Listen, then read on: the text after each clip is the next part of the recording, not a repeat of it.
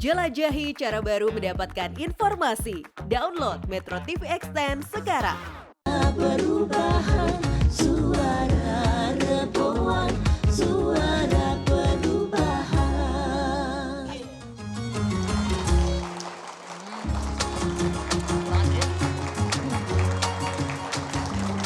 Enak banget sih.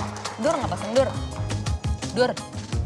Pesan-pesan apa? Ini orang emosi sekali ini yang komen-komen begini nih. Kenapa? Ini komen-komen di sosmed saya. Wah iya tuh. Masa dia bilang, ih Bang Abdur gantengnya nggak sopan.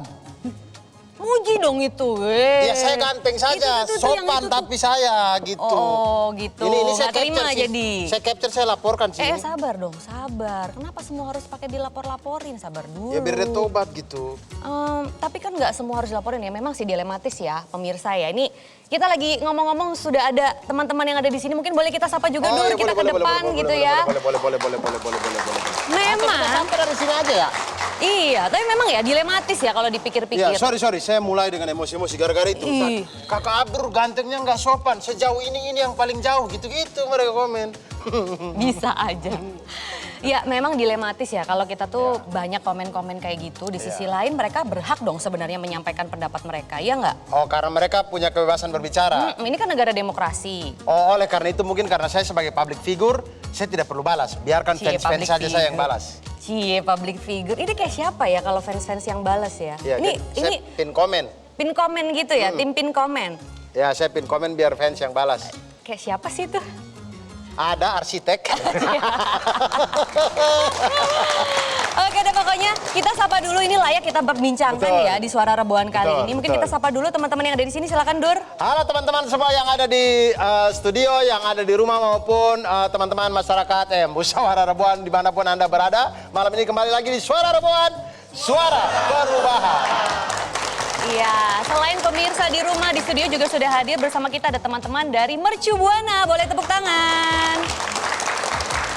Dan selain itu juga kita ditonton sama teman-teman Musyawarah Reboan dari berbagai daerah. Betul Gimana sekali. caranya supaya bisa join Musyawarah Reboan ini? Nah Dur? teman-teman yang ingin join Musyawarah Reboan, karena tema yang kita angkat juga semuanya itu hasil mufakat dari teman-teman Musyawarah Reboan dari berbagai daerah. Oleh karena itu, buat teman-teman yang ingin bergabung di Musyawarah Reboan, itu bisa di reboan.id, ke website reboan.id, atau bisa menghubungi nomor di bawah ini.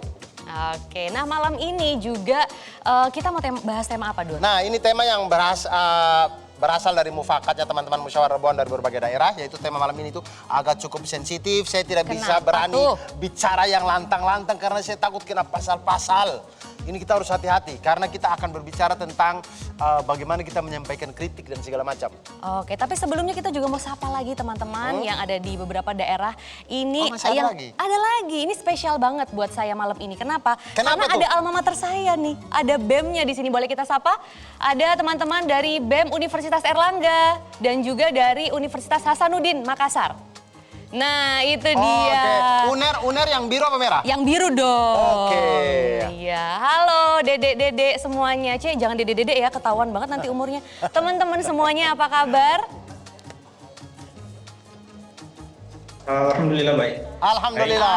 Alhamdulillah. Kalau yang dari merah Makassar itu warna PSM soalnya. Betul sekali. Kelihatan sekali. Oke, nanti kita akan ngobrol lagi lebih lanjut sama teman-teman dari BEM Universitas Hasanuddin Makassar dan juga Universitas Erlangga. Betul. Tapi kita juga masih punya orang yang harus kita ajak ngobrol lebih lanjut soal hal ini, Dur. Karena kita nggak bisa diskusi sendirian, ya kan? Kita ke situ kali ya. Betul, tapi sebelum kita mengobrol dengan beliau ini, Iya. ini juga ada keresahan-keresahan masyarakat yang sama seperti saya. Oke. Yang masalah kritik dan segala macam ini, takut dan segala macam ini, ada tayangannya yang akan kita putarkan untuk teman-teman semuanya berikut.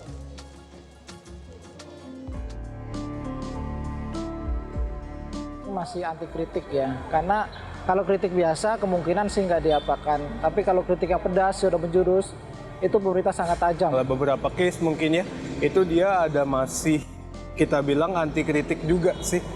Pemerintah terbuka atas ruang kritik, tapi permasalahannya bukan itu. Permasalahannya adalah sejauh mana kritik itu direspon sama pemerintah. Nggak semua dari kritik masyarakat itu diterima dengan baik oleh pemerintah. Pemerintah sekarang sudah lumayan terbuka ya untuk kritik, walaupun memang masih terkesan membatasi kritik-kritik mana saja yang bisa diterima. Terlihatnya terbuka, tetapi belum terlalu terbuka terhadap kritik.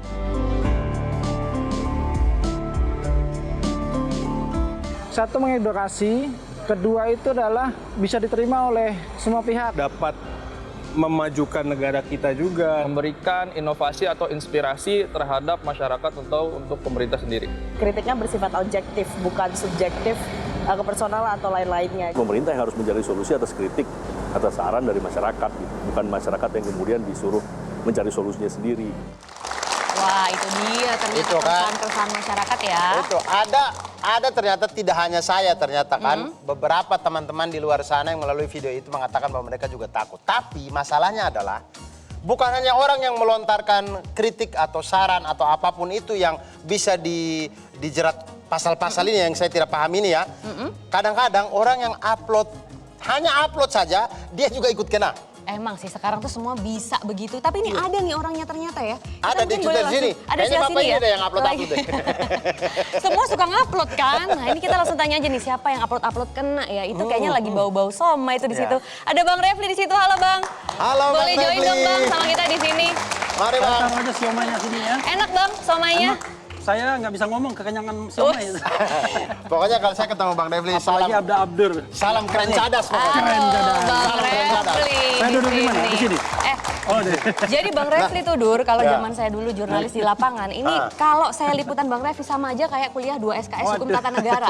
Betul. Wah, Saya sejujurnya saya suka sekali nonton YouTube-nya Bang Refli karena banyak hal tentang tata negara yang saya kuliahnya tidak di situ tapi saya akhirnya Yang senang enak, cukup paham. yang ngelaporin yang nggak enak. Nah itu dia, kita balik lagi nih sekarang Bang Refli ke pelaporan ya. Jadi sekarang udah sampai mana sih Bang kasusnya? Saya dengar udah diproses ya di Polda Metro Jaya. Gimana Bang kelanjutan? Ya saya nggak tahu kan, saya kan tunggu aja panggilan. Kan? Sudah ada pemeriksaan? Belum ada.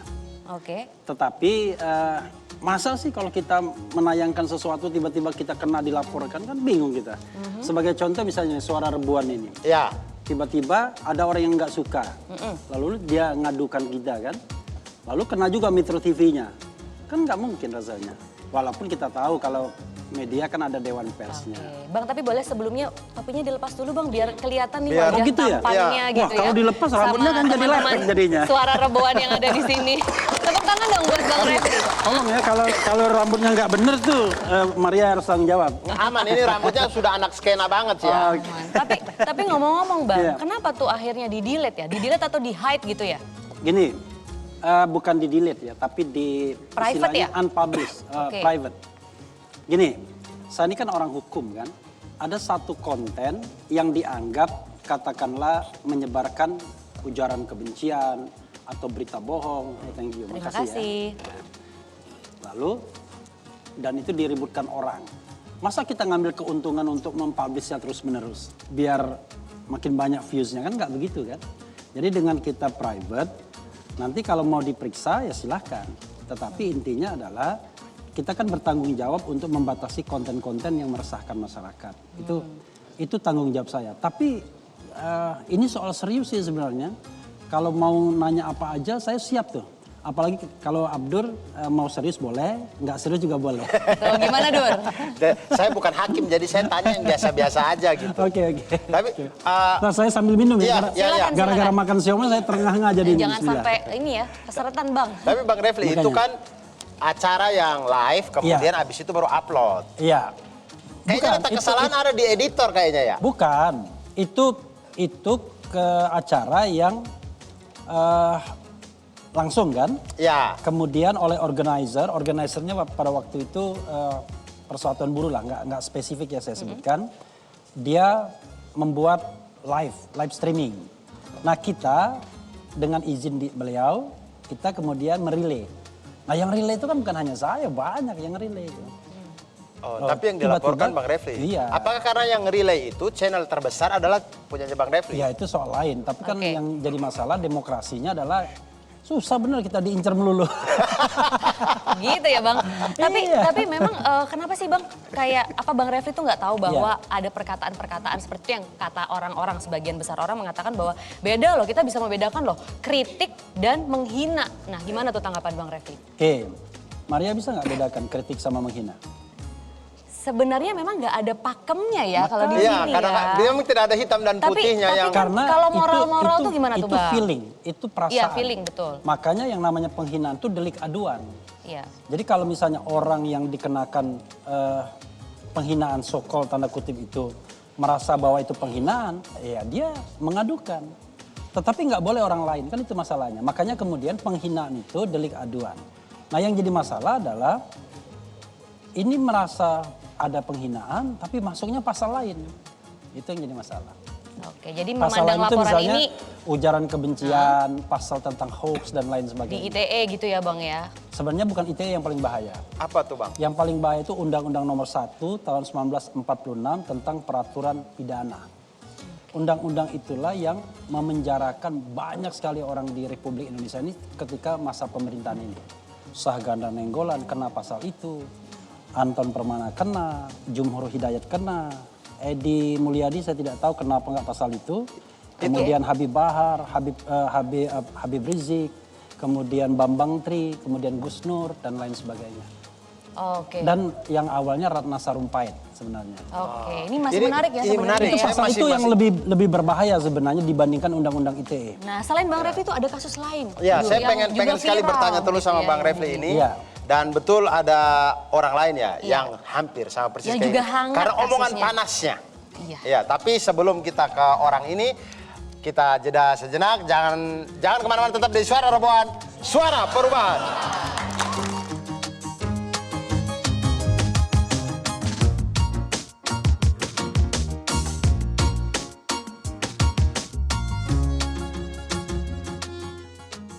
Suara Perubahan.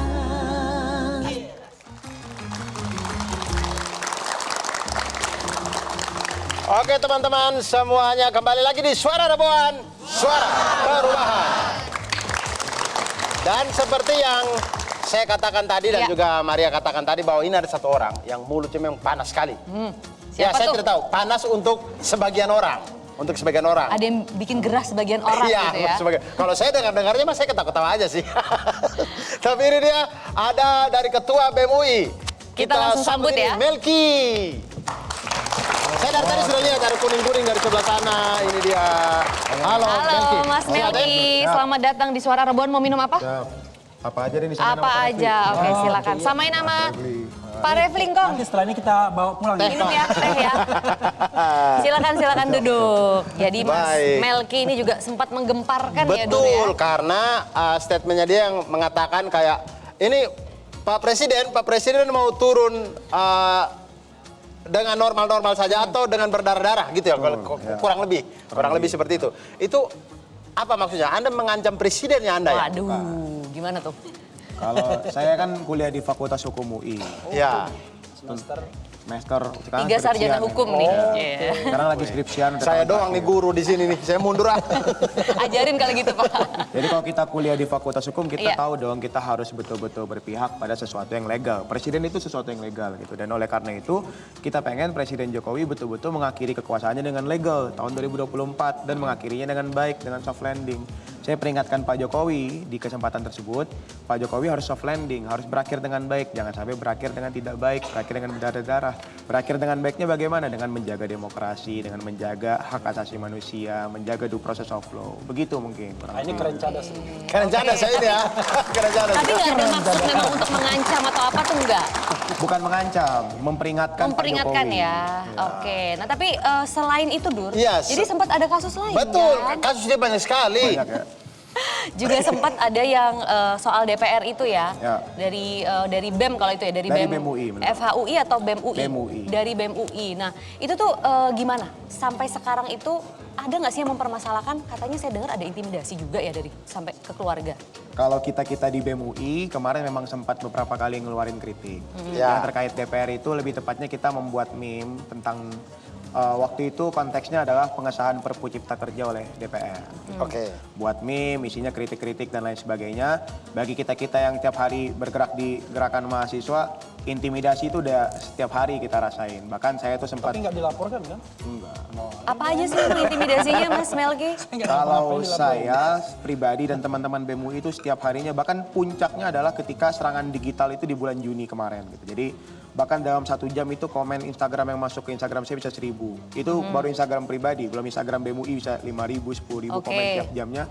Isinya adalah komentar-komentar negatif yang saya tidak tahu direncanakan atau tidak. Gitu. Itu baru Keluarga juga serangan dapat digital. ancaman? Keluarga saya ditelepon, dibilang Oh, iya? anaknya melakukan makar, dibilang anaknya ini dan lain sebagainya. Jadi Itu ancaman mengatasnamakan ancaman siapa setiap tuh, hari. Mas?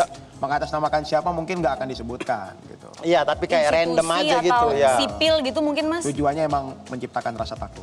Tapi itu masyarakat sipil atau mengatasnamakan institusi? Kalau Gitu aja deh. mengatasnamakan institusi enggak ya. Enggak ya? Nggak mungkin lah. Oke, Tapi jadi ada- mungkin organisasi atau komunitas? Enggak juga. Enggak juga. Oke, Tapi jadi makin dari penasaran ini nih. ancaman dari komunitas Beyblade tidak? Siapa tahu komunitas Siapa tuh? Beyblade. Siapa tahu terus. Tapi ini yang saya mau tanya, ancaman dari kampus misalkan. Kamu nih kalau terlalu keras apa nanti kami DO ya gitu misalkan. Kalau ancaman drop out, ancaman dihitamkan akademik itu udah dari beberapa tahun lalu kita alami di BEM UI. Dan sudah DO juga ya? Belum. Oh, belum. Nggak drop out kita, masih cum laude sampai sekarang. Karena kalau Rocky bilang Boleh lah ya memotivasi dikit. mendekatkan diri.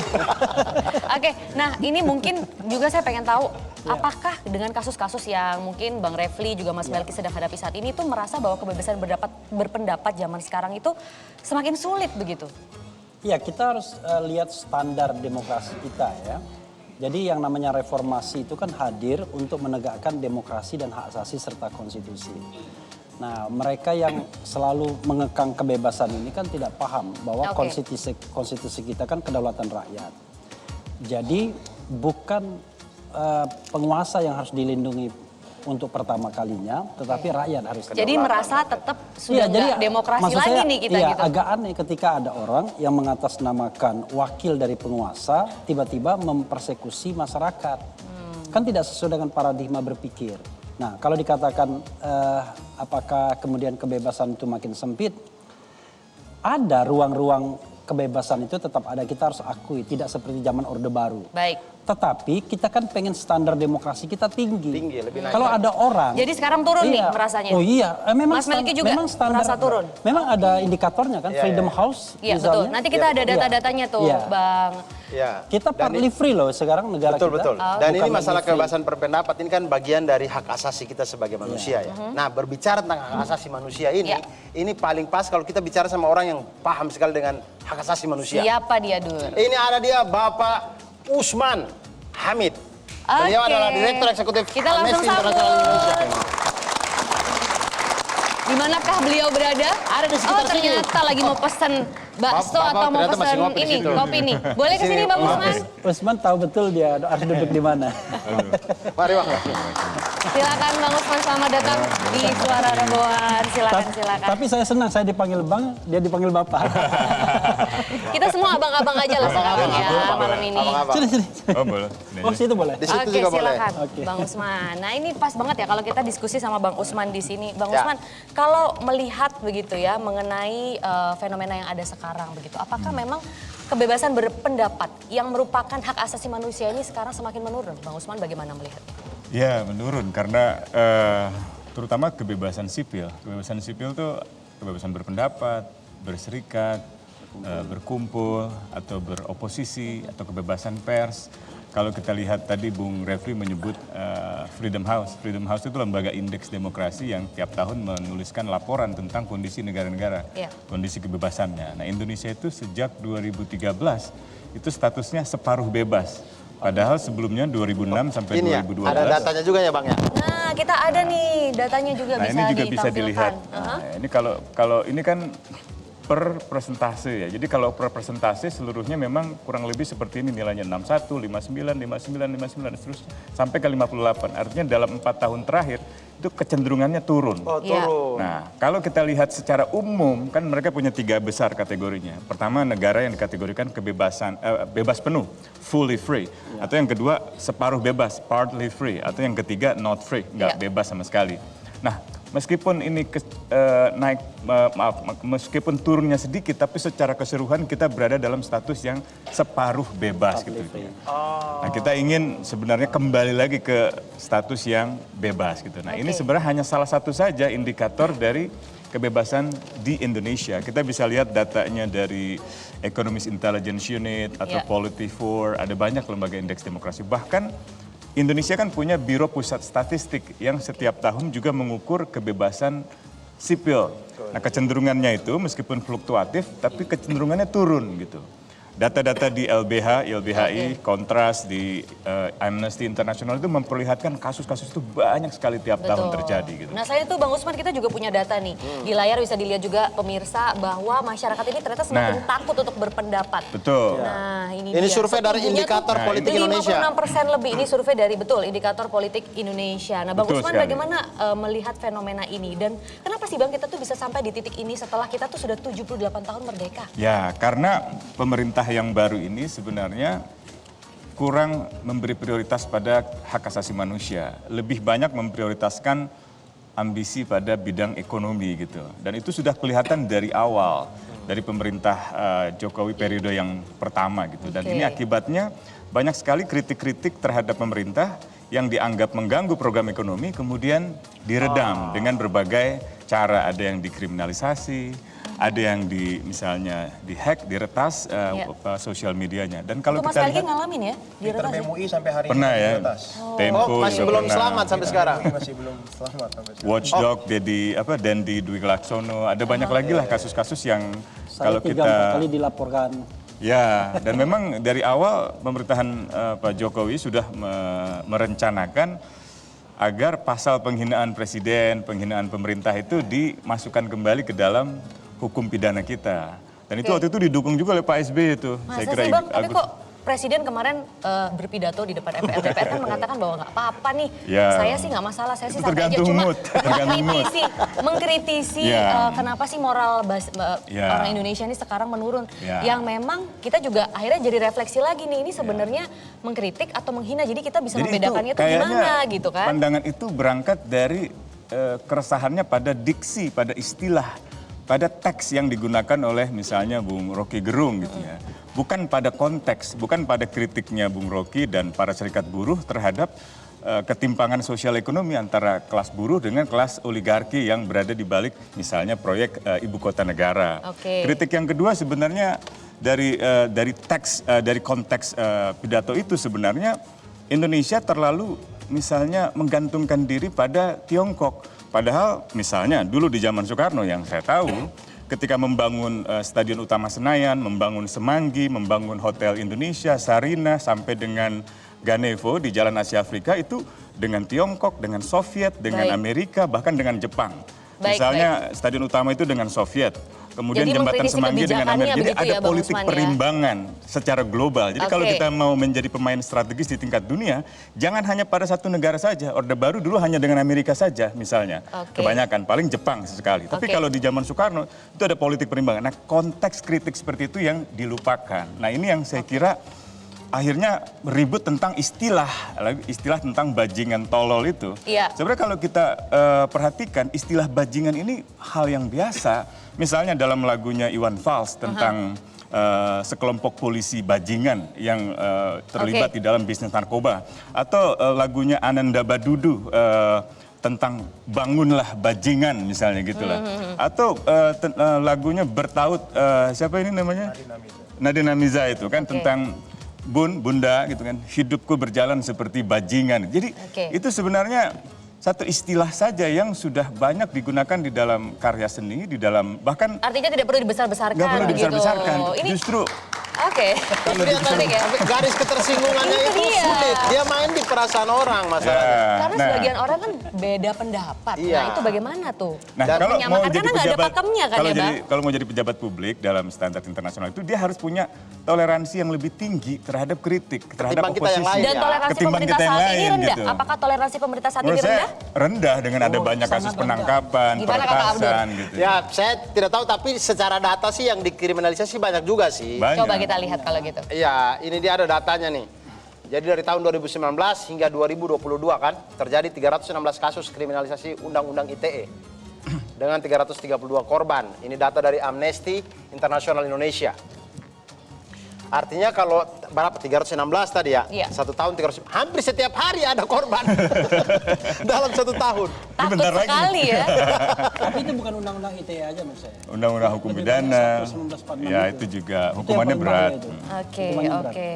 Nah, gimana Kakak Abdur? Ada keresahan-keresahan nggak? Itu kira-kira Bang, sebagai kita kan itu kan hak berpendapat, hak asasi manusia kita. Itu karena ketersinggungan, di satu sisi ketersinggungan ini tidak ada garis batas yang jelas, sebaiknya bagaimana masyarakat dalam menyampaikan kritik dan saran dan segala macamnya ini? Ada 3 hal itu biasanya yang penting ya. Pertama, kritik itu memang dimaksudkan untuk menyatakan pendapat dalam rangka kita menjadi bagian dari warga negara yang berpartisipasi secara aktif. Yang kedua, sebenarnya kita boleh dan punya hak untuk mengungkapkan adanya penyalahgunaan kekuasaan, korupsi, kolusi, nepotisme, mengkritik politik dinasti gitu, atau mengkritik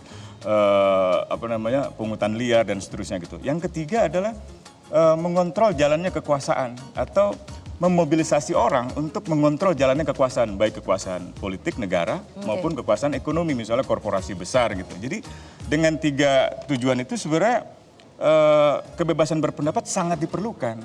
Tapi itu pada level negara. Pada level personal sebenarnya kan kita ingin berkembang sebagai pribadi. Kita ingin belajar ilmu pengetahuan. Nggak semua ilmu pengetahuan ada di misalnya kampus atau di sekolah. Kita ingin belajar piano anak saya belajar piano dari YouTube misalnya gitu, atau belajar ilmu pengetahuan yang lain. Jadi kebebasan untuk berekspresi, berpendapat, beroposisi, berkumpul, berserikat itu sebenarnya di ranah yang sangat personal, itu penting untuk pengembangan diri manusia.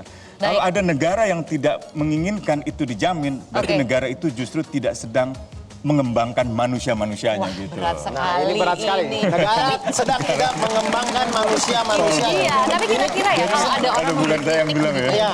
Itu kira-kira emang mengganggu kestabilan dan keamanan negara nggak sih? Itu dia yang saya berpikir, maksudnya seberapa takutnya negara ketika kita kritik itu apakah kita mengganggu keamanan negara. Oleh karena itu kayaknya kita perlu bicara. Ada satu orang lagi ya ini? Orang yang pas gitu ya? bergelut di dunia intelijen. Wis, kita langsung undang beliau Ini ya. dia. Opa kita, bukan opa sih, bapak. Bapak kita, Bapak Saud Situmorang. Wah, makan bakso juga Bang Saud. Bang Saud, silahkan boleh bergabung bersama kami. Nanti boleh dilanjut ya Bang. Good. Makan baksonya, silahkan. Sehat selalu. Mari Bapak. Okay. Nah, pemirsa sekalian, kita akan lanjut berbicara dengan Bapak Saud Situmorang setelah yang berikut ini.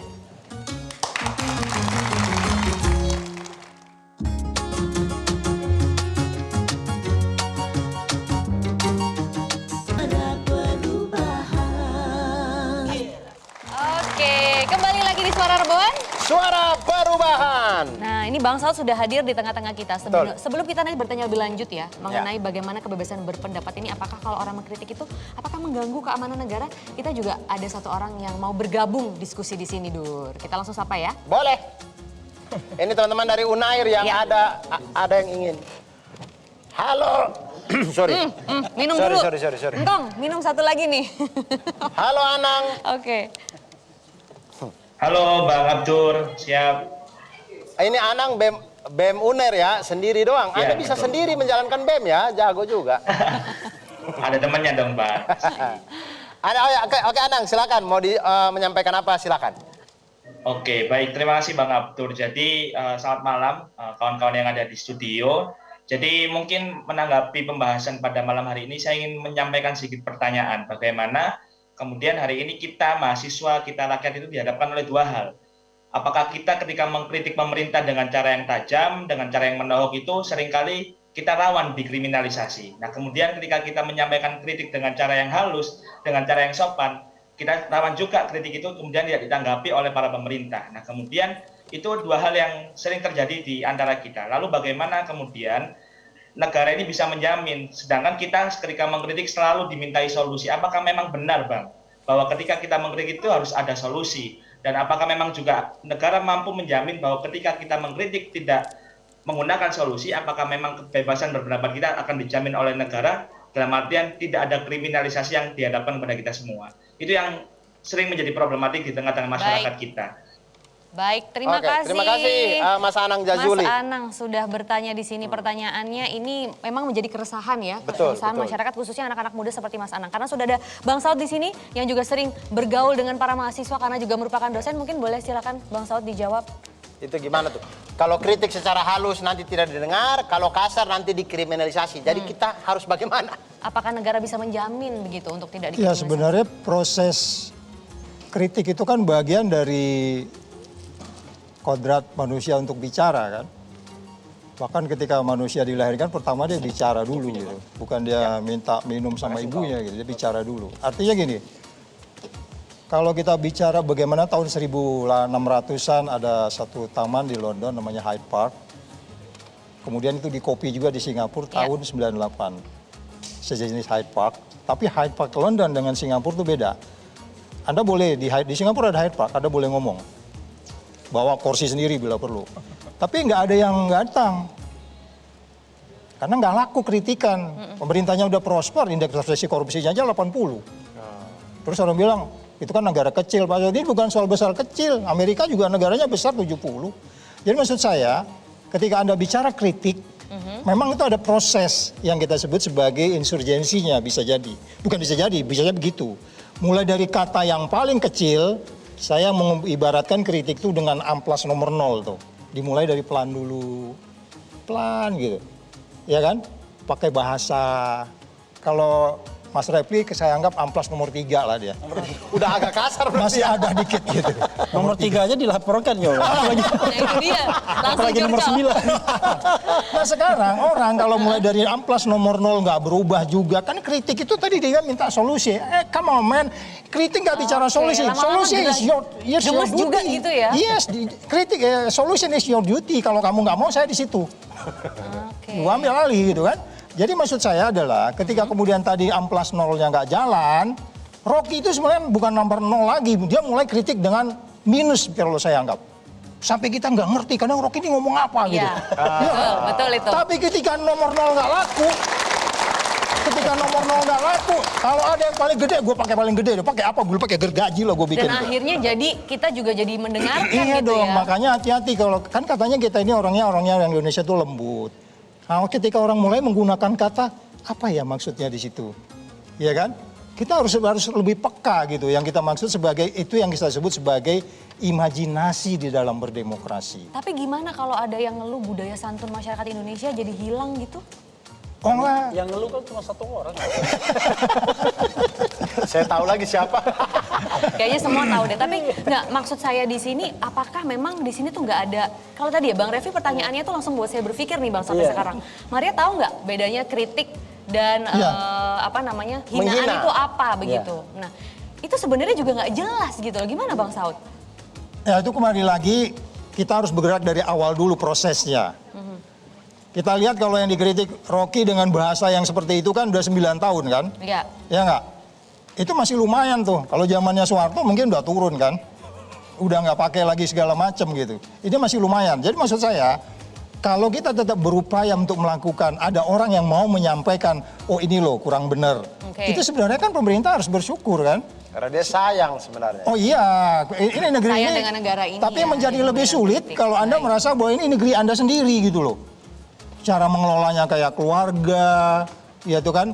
Coba kemarin tuh, kemarin di MPR mulai bicara penundaan pemilu. Ini amplas nomor 5 sudah. Menarik ya untuk mendiskusikan amplas-amplas ini, tapi kita juga ada anak muda yang ingin bergabung di sini, teman dari BEM Universitas Hasanuddin Makassar. Ya, teman-teman dari BPM. BPM ya. Ya, mereka sedang pemilihan ketua BEM, jadi ini masih yang Jadi belum dilantik begitu ya PLT-nya. Oke, kita langsung sapa. Halo Halo Makassar. teman-teman Horas. Horas Medan ya. Sorry, Halo, selamat malam Agak semua teman-teman yang ada di Makassar. studio. Alhamdulillah baik. Oke, alhamdulillah. Silakan. Mungkin sedikit menanggapi ya dari awal perdebatan mengenai kebebasan berpendapat gitu. Jika berbicara tentang kebebasan berpendapat, seharusnya kita sebagai masyarakat luas harusnya ada rasa lega dan bahagialah. Mengingat persoalan ini merupakan sesuatu persoalan yang agak sulit dicapai dan perlu perjuangan panjang untuk merealisasikannya. Namun tampaknya yang terjadi pada kenyataannya itu kini justru yang terjadi sebaliknya. Berbagai masalah mengenai hal hal seperti ini seringkali berujung pada lahirnya keributan di tengah masyarakat.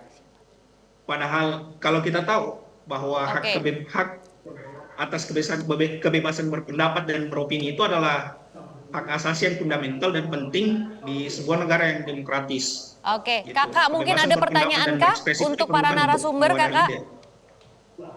Oh ya? Iya. Ada pertanyaan untuk narasumber yang di studio? Atau hanya menyampaikan pendapat? Akan ada pertanyaan di ujungnya. Oke, silakan. Mungkin boleh dipersingkat ya? Oh ya, pertanyaan saya mungkin seperti ini. Sekarang ada undang-undang ITE lah yang berlaku di negara kita. Tapi penggunaan undang-undang ITE ini menurut saya tidak tepat sasaran.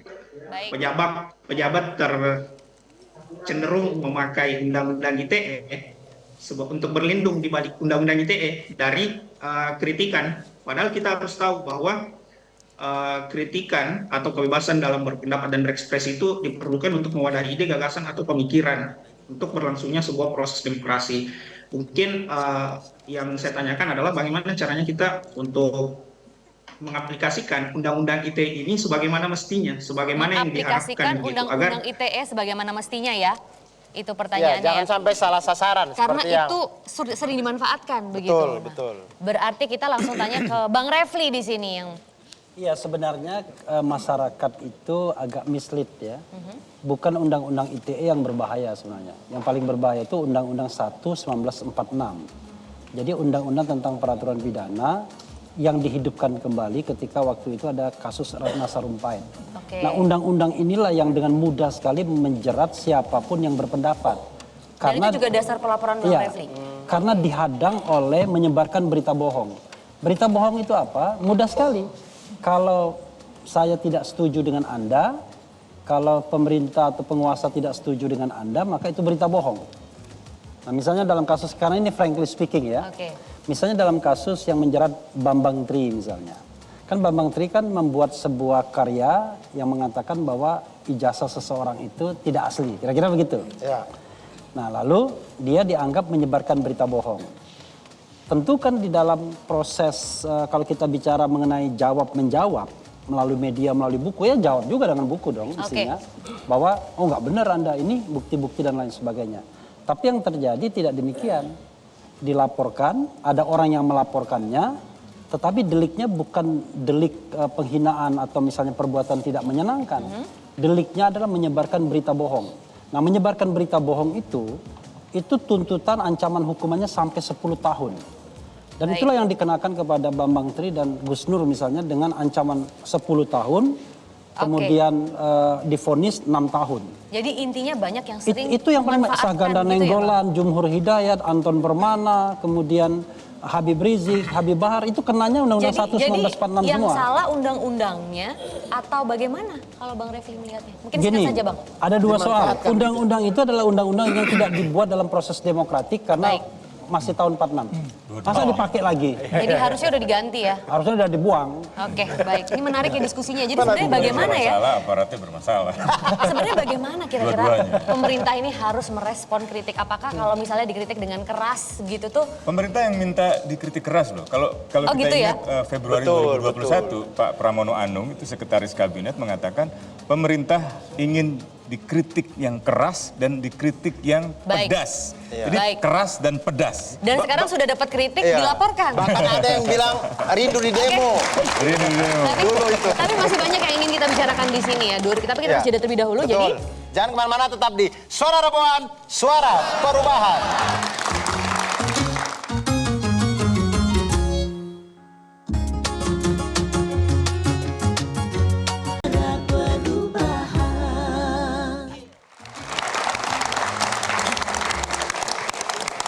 Oke, kembali lagi di Suara Reboan, Suara Perubahan. Nah, tadi kan kita sudah mendengarkan keresahan-keresahan dari Betul. teman-teman mahasiswa di Betul. Hasanuddin, Dan di di Makassar, UNER. dan di Unair. Betul. Juga ada mahasiswa nih di sini. Nah betul, jadi dari tadi teman-teman yang di Makassar dan Surabaya katakan itu saya pengen tanya kepada Melki sebagai yang di Jakarta sini ya. Enggak sih Depok juga sih, UI Depok. Jabodetabek lah ya. Berita bohong loh bilang Jakarta. Wah langsung nih, langsung. Kenapa soal berita bohong? JSD, Jakarta Sanuan dikit. Melki merasakan itu nggak? Maksudnya seperti yang teman-teman di UNER tadi, maksudnya kalau halus itu tidak didengar, kalau keras malah direpresi atau apa gitu. Sebenarnya begini sih, kalau dalam konteks kritik, yang menjadi penting itu bukan sekedar kita menyampaikannya dalam bentuk keras ataupun dalam bentuk halus, ringan, dan lain sebagainya. Yang paling penting itu kritik itu hadir karena ada konsekuensi dari kekeliruan dalam cara memimpin dan mengelola negara. Itu aja sebenarnya gitu. Jadi kalau ditanya apakah kita punya keresahan, jawabannya keresahannya harusnya bukan ketakutan karena kita kritik, tapi keresahan itulah yang membuat kita kritik gitu. Jadi ketika kita kemudian sedang melakukan kritik, tapi takut direpresi, takut diancam dan lain sebagainya, saya selalu sampaikan ke teman-teman di UI adalah sampaikan kebenaran walau itu pahit gitu. Jadi kita tidak usah perlu takut dengan adanya ini itu dan lain sebagainya. Cuman begini gitu. Kalau dalam konteks keilmuan saya yang mungkin nggak sedalam abang-abang di sini gitu ya. Sebenarnya setahu saya hukum pidana itu harusnya ultimum remedium. Jadi harusnya menjadi penanganan terakhir bagi setiap tindakan masyarakat yang dianggap keliru gitu. Kita ini bangsanya besar gitu. Suku bangsanya banyak, agamanya banyak, golongannya banyak. Berarti beragam pendapat dan demokrasi itu artinya jadi hiasan paling penting di negara ini gitu. Kan cuma pendapat dan kritikan nih Mas Iya. Melki. Tadi kan mengatakan bahwasanya harus ngasih solusi nih. Iya. Masuk akal nggak sih kalau memang memberikan kritik Iya. harus juga ngasih solusi? Dan pernah nggak waktu lagi demo tiba-tiba anggota DPR keluar solusi Anda apa gitu? Gini. Kita ini bangsa yang besar dan dipenuhi dengan berbagai macam keragaman, jadi harusnya demokrasi itu jadi hiasan. Jadi kalau sedikit-sedikit menggunakan hukum untuk kemudian membatasi kebebasan berpendapat atau membungkam kritik, apakah kita sudah kehabisan waktu? Apakah bangsa yang sebesar ini kehabisan waktu untuk berdiskusi? Apakah bangsa yang sebesar ini kehabisan waktu untuk bisa sama-sama mendengarkan kritik ini dan kanan gitu? Tapi kalau kemudian dikatakan bahwa harus menghadirkan solusi, saya kurang sepakat gitu. Ya tugas kita yang menghadirkan kritik, karena kritik itu kebebasan berpendapat dan itu diatur di dalam konstitusi kita, kesepakatan negara dan warga. Itu hak gitu. Hak kita adalah menyampaikan pendapat dan kita tidak punya kewajiban dalam menyampaikan solusi. Jadi kalau kita punya kewajiban untuk menyampaikan solusi dan kita harus mengerjakan solusi tersebut, tukar tempat aja nih. Gimana Bang Saud mungkin melihatnya? Tukar tempat aja juga atau gimana? Karena gimana sih sebenarnya pemerintah nih harus merespon kritik begitu? Apakah kalau memberikan kritikan keras itu anggapannya buruk? Jadi dalam berantas korupsi itu pertama Anda harus transparan. Kalau nggak transparan tuh pasti ada potensi korupsi di dalamnya. Kritik itu bagian dari transparan. Kritik itu kan kita tanya biasanya kan. Biasanya nggak dijawab. Itu mulai naik tuh dari amplas nomor 0 tuh terus naik ke atas tuh. Tinggal digergaji nanti terakhir ya kan gitu kan. Nah kalau kita bicara transparan, Anda harus terbuka kepada kita. Kita bertanya, Anda jawab dong. Bukan dijawab dengan tindakan minta solusi gitu misalnya. Pasal tertentu tadi itu ya kan semua kan pasal karet itu. Jadi maksud saya udah kita lupa aja negeri ini sedang sakit sebenarnya. Kalau ada orang bilang negeri ini sedang sehat itu orang itu yang sakit. Bang, saya mau tanya. Seberapa besar maksudnya pengaruh kritik kita terhadap keamanan negara sebenarnya? Maksudnya kalau masyarakat ini terlalu banyak yang kritik segala macam, terlalu bebas mengkritik, negara tuh keamanannya terganggu atau bagaimana sebenarnya? Stabil, karena kan Bang Saud juga punya pengalaman di bidang intelijen negara nih. Silakan Bang. Kalau kita bicara karena kritik kemudian negara jadi bubar, rasanya nggak pernah ada. Berlebihan begitu. Nggak pernah ada. Kalau gitu Amerika udah bubar berapa kali tuh. Sama dengan di London ada Hyde Park kan gitu ya. Itu nggak korelasinya nggak seperti itu. Persoalannya adalah kembali lagi saya katakan transparan tadi. Anda menerima kritik. Kalau dia tidak berubah atau kemudian mengeluarkan sejumlah justifikasi pembenaran, ini yang kita harus pertanyakan. Karena negeri itu tidak sesuai dengan apa yang kita inginkan. Pada bagian lain kita paham betul bahwa berbicara di Republik itu dijamin. Itu tertulis di Undang-Undang Dasar 45 kita gitu loh. Ini melanggar konstitusi nih orang melanggar konstitusi. Faktanya ada negara yang bubar karena tidak mentolerir kritik. Ya. Uni Soviet. Nah jadi kebalikan. Jadi sekarang pertanyaannya apa Mbak?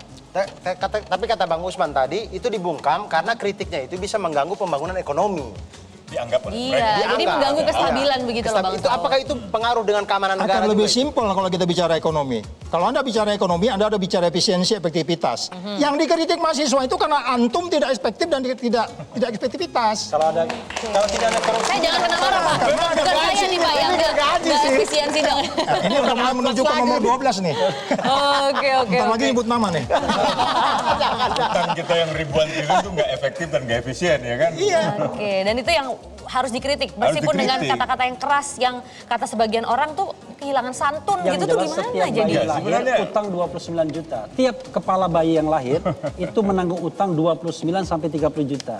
Jadi wajar kalau dikritik Ya dengan wajar bahasa yang dong. keras Ya gitu. harus. Kita nggak mau negeri ini hanya punya excuse nanti ke Sebenarnya belakang. pinjam-meminjam dalam hubungan antar negara itu kan biasa dari dulu gitu ya. Tapi yang jadi masalah sekarang ini kan sebenarnya orientasinya hanya pada satu Oke. negara, pada Tiongkok saja. Itu yang tadi saya katakan di zaman Soekarno, politik perimbangan dunianya, dia menyeimbangkan antara kekuatan sistem komunisme Soviet, sistem kapitalisme Amerika, Baik. Jepang, sampai dengan misalnya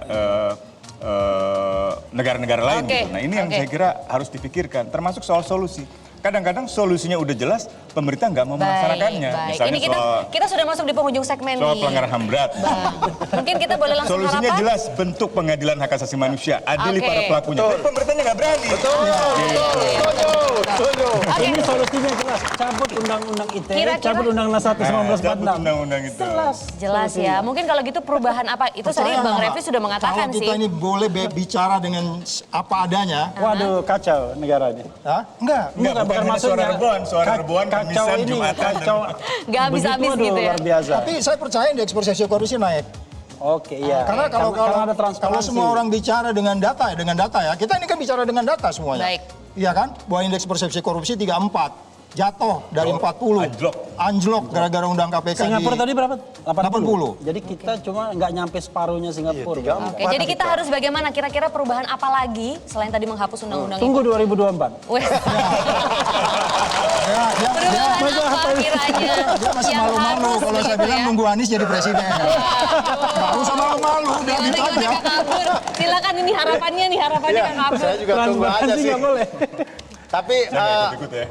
harapan deh buat Melki, Iya. harapan kira-kira Perubahan seperti apa apa yang harus yang yang akan kita disusun? lakukan atau kita usahakan Iya. agar kedepannya kita lebih bebas berbicara. Kebebasan pendapat yang merupakan HAM ini juga Ya. memang Melki lebih tidak berubah, itu diakomodir aja. gitu ya. Teman-teman BEM UI dan teman-teman semua BEM fakultas di UI sudah 1 bulan merancang kajian. Judulnya What's Next After Jokowi. Jadi kita membahas dari semua aspek termasuk kebebasan berpendapat, reformasi hukum, reformasi kepolisian. Tidak peduli siapapun presidennya, ini persembahan mahasiswa UI untuk Indonesia pasca Jokowi. Itu yang pertama. Yang kedua, kita mengundang, sudah 2 hari yang lalu, saya sampaikan ke publik, kita mengundang tiap bakal calon presiden yang kini sudah ada dan mengumumkan dirinya, Pak Anies, Pak Ganjar, dengan Pak Prabowo. Silahkan datang ke UI jika berani berdebat dan beradu gagasan dengan Oh iya, mahasiswa. saya baca tuh. Yang berani siapa? Pak Anies sudah menjawab. Pak Anies sudah menjawab siap. Pak Prabowo melalui jubirnya, Pak Ganjar melalui partai sudah siap. Tanggal 14 September kami tunggu di UI. Wah, menarik. Luar biasa ya. Silahkan kita diskusikan Oke. bagaimana Bang para bakal Refli? calon presiden mendiskusikan soal Saya kebebasan moderatornya aja. berpendapat. Kenapa mau nanya apa? Harapan, tapi kayaknya harapan. udah durasinya udah Udah kita habis lanjutkan nih. setelah ini aja. Oke, siap. Oke, siap. Nah, terima kasih banyak buat para narasumber Kita yang boleh telah tepuk hadir. tangan dong buat para narasumber luar biasa. Ini berasa dapat kuliah Betul. 6 SKS. 78 SKS. Terima kasih juga buat teman-teman yang ada di studio, teman-teman masyarakat Reboan yang ada di berbagai daerah maupun yang tadi sudah bergabung dari UNER dan juga di Unhas. Dan jangan lupa pemirsa yang ingin menuangkan aspirasinya bisa join musyawarah Reboan di daerah masing-masing melalui website reboan.id atau hubungi nomor WhatsApp di bawah ini. Nah, saksikan terus Suara Reboan setiap hari Rabu jam 7 malam live hanya di Metro TV. Saya Abdur pamit dan Maria juga pamit. Suara Reboan, suara perubahan. Sampai jumpa. Suara aspirasi seluruh penjuru negeri. Metro TV. Cara mudah mendapatkan informasi dengan satu sentuhan jari. Download Metro TV Extend.